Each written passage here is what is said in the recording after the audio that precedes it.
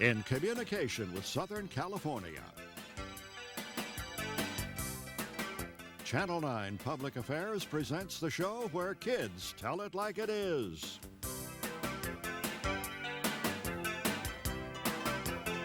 Teen Talk.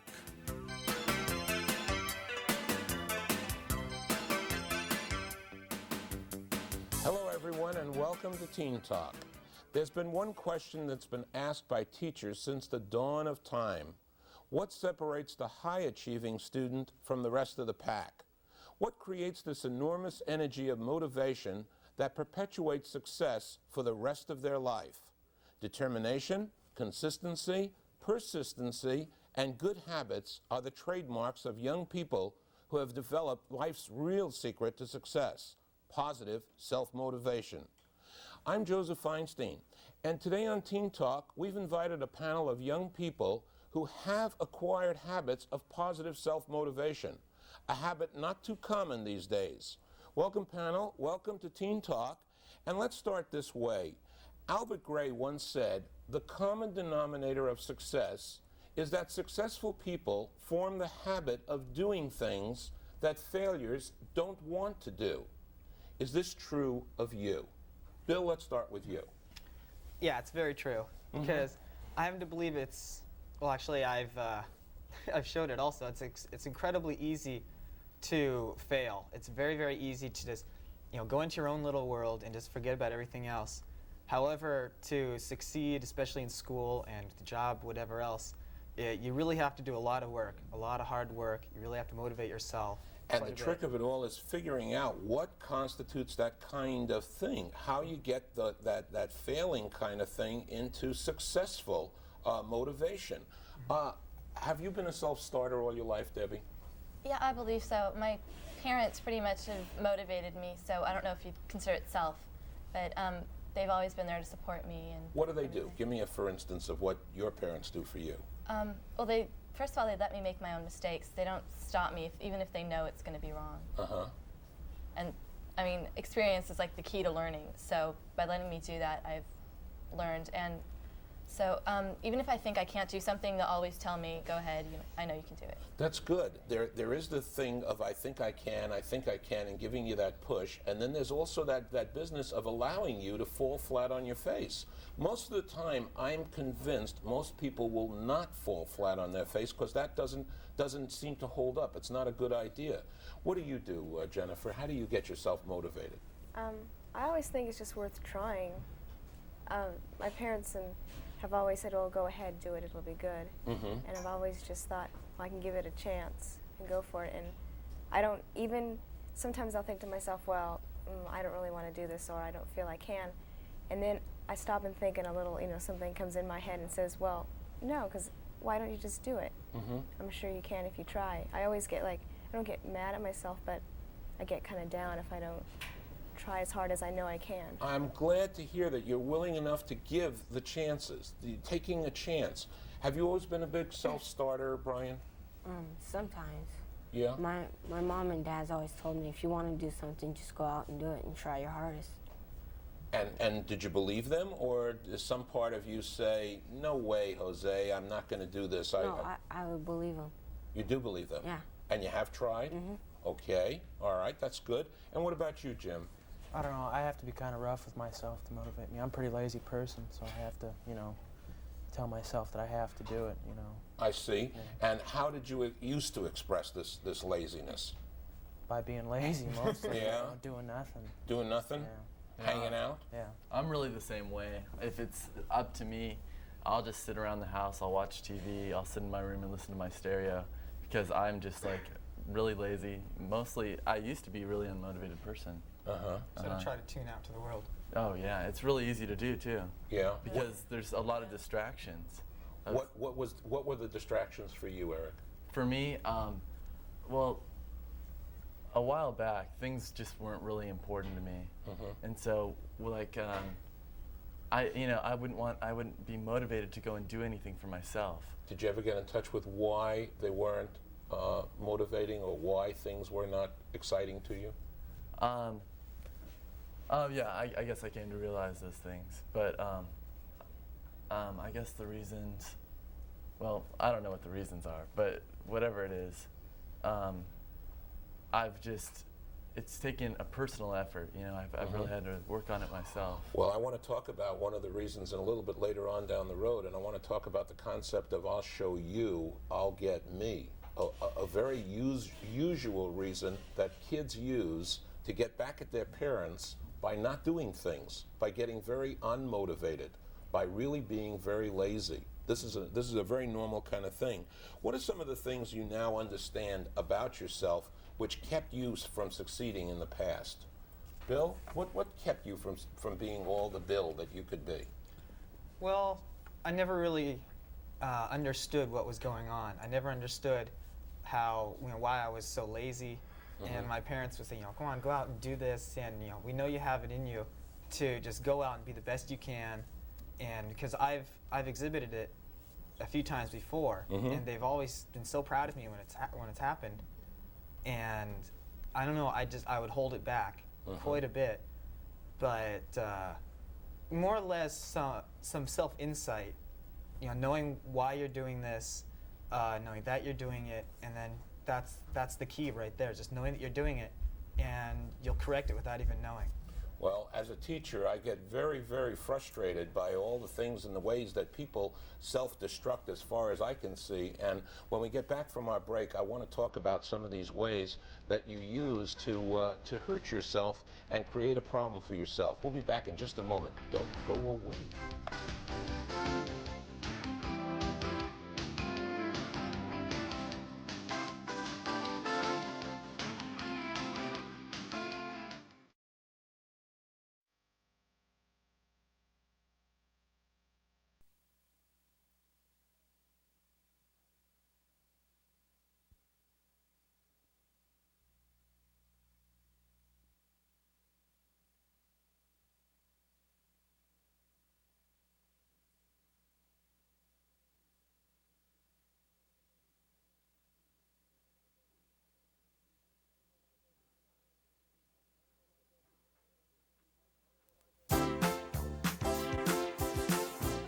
You want to know my definition of underachievement? It's the desire for winners to act out as losers. It's a part of what I see as a teacher each and every day in school. I watch my capable students receiving D's and fails in record-breaking number. Panel, what do you think of the reasons that so many students seem to be so well achieving failure? Holly, welcome to the show. Hi.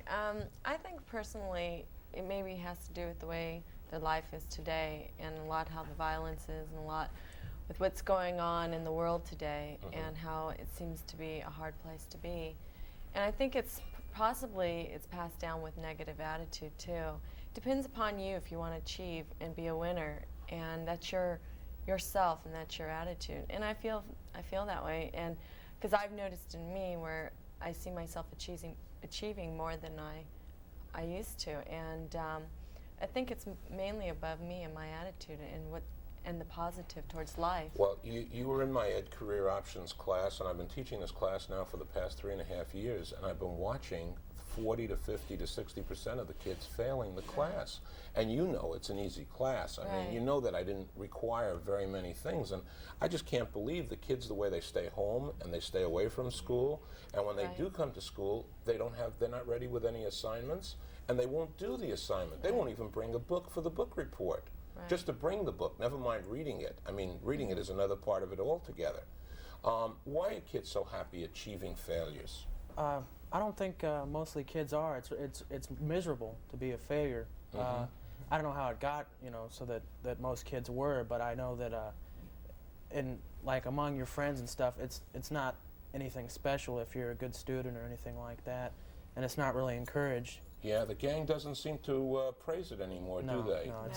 No, but mostly it's miserable being a failure.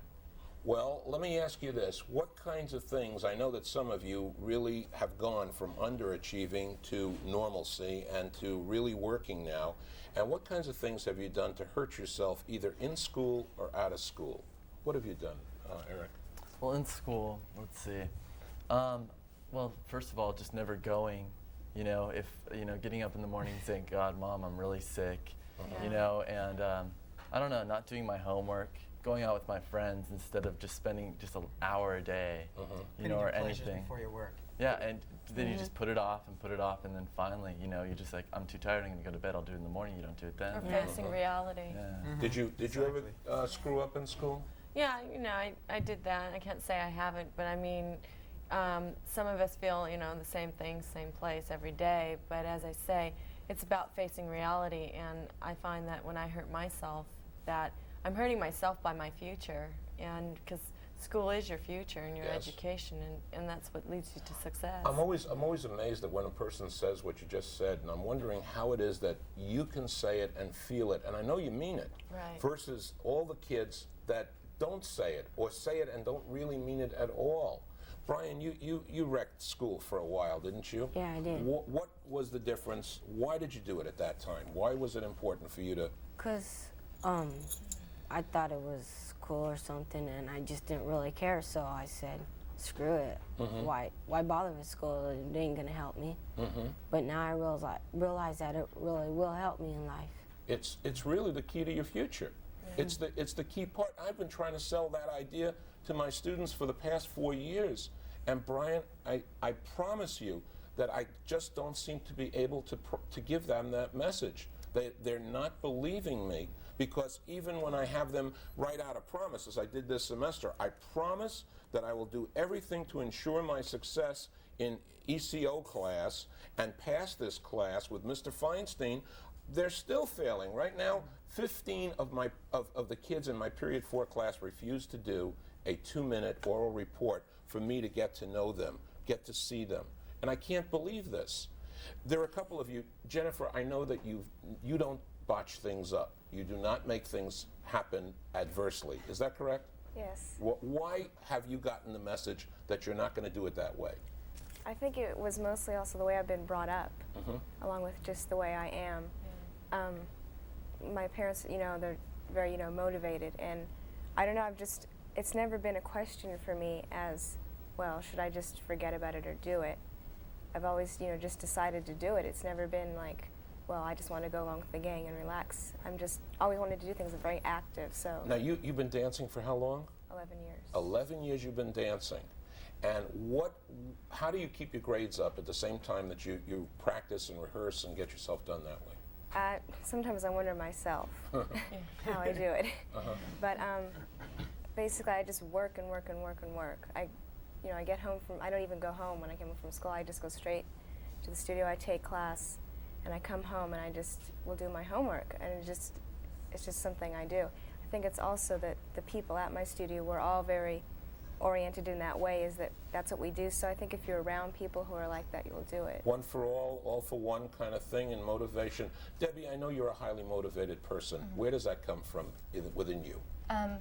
Well, again, as she said, being the way I was brought up, my parents are still married, and parents that I was born to, and a lot of people now that aren't really that highly motivated, it seems their parents were divorced or they've had problems like that. But besides that, the classes that I was sort of put in, because of you take like different tests and they put you in like higher classes or something, and so there's my friends in those classes. They always push me to do more even. So peers do actually. I can tell you one reason why a lot of kids would purposely screw up is the fact that when you're going to school, you keep thinking to yourself, okay, well, I'm in this grade, but I've got so much more ahead of me. I don't have to worry about it now. I can worry about it later. I've got college 4 years ahead of me. I've got 4 years to worry about college, and then when you get to college, 4 more years to worry about We've school. got 2 minutes that we've got to do our thing, and we've heard a lot of great success stories today. And when we return, we'll find out about the special program that's been the secret for many of these young people's success right now. You stay there. We'll be back in just a moment.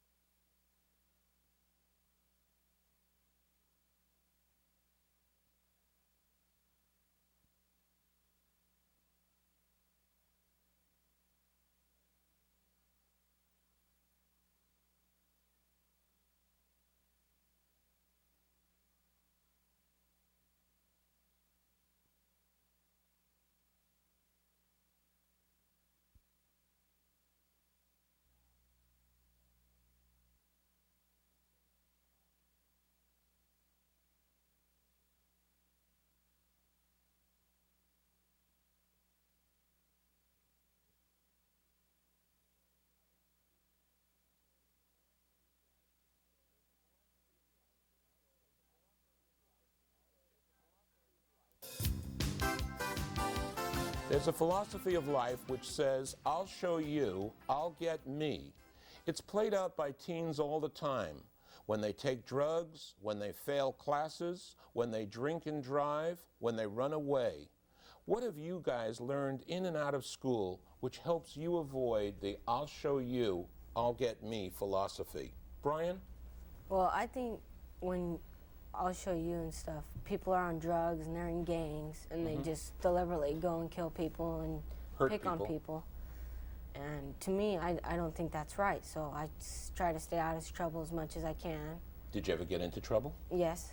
And why do you think you got into the trouble?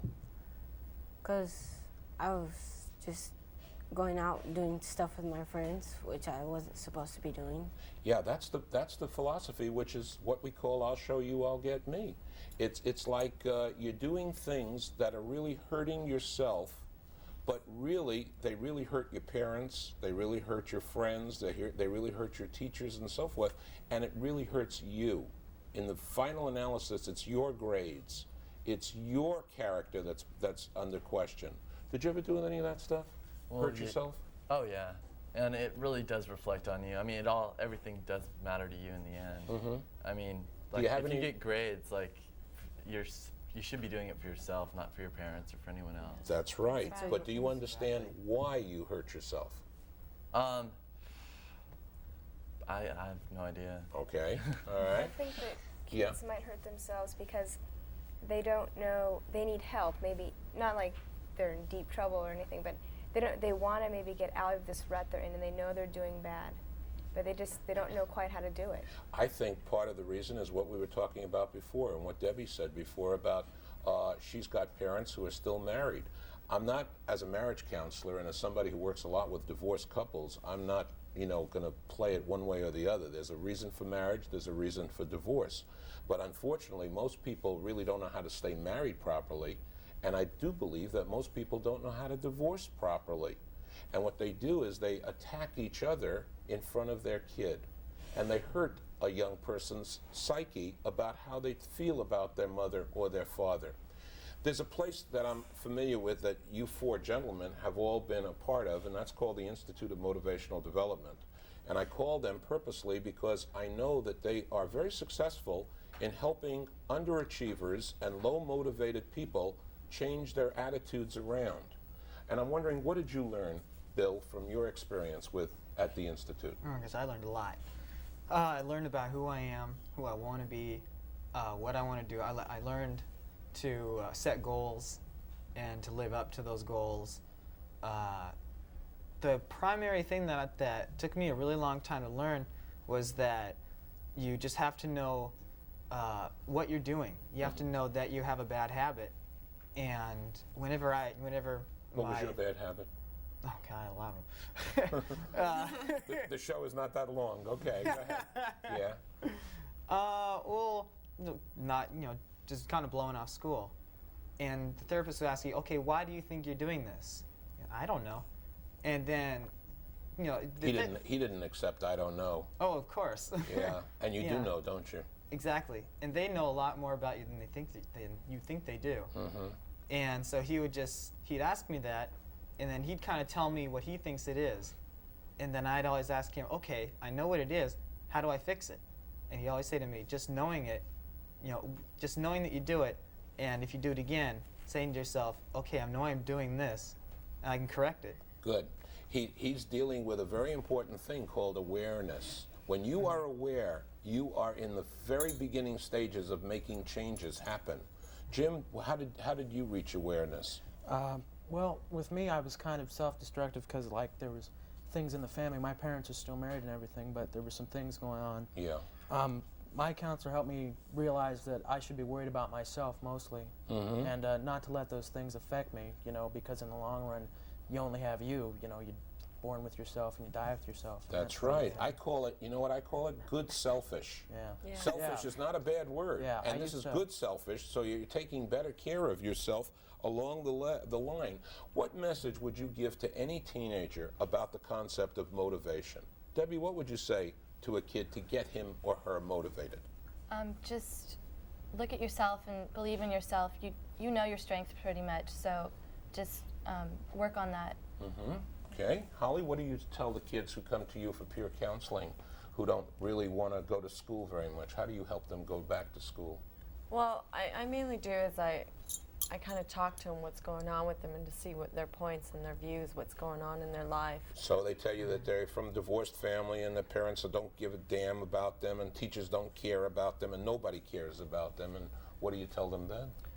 Well, I normally say to them is, well, who cares about you? It's only you. And I said, you got to realize you're number one, and you're the key to success of your own life. Okay. And so is school. And I make sure, you know, and I talk with them and let them talk their feelings out. Finish the sentence. To me, success is. To me, success is happiness. To me, success is. Enjoyment of life, doing what you want to do and what you want to make yourself when you're older. Debbie, to me, success is. To me, success is knowing what you want to do and getting it done. And Brian, to me, success is. To me, success is achieving your goals, achieving what you want to do, and just go out and do it. Right. Wonderful, wonderful, wonderful. We'll be right back with some final thoughts in just a moment.